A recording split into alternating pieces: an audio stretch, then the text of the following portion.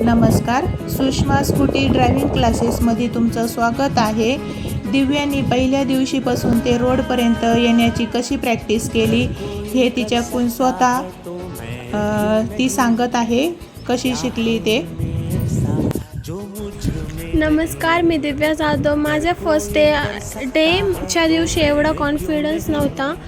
First डेला मला वाटलं मी करू शकत नाही, पण मॅमने मला मोटिवेट केलं आणि त्यानंतर मग मी नीट व्यवस्थित चालवायला लागले।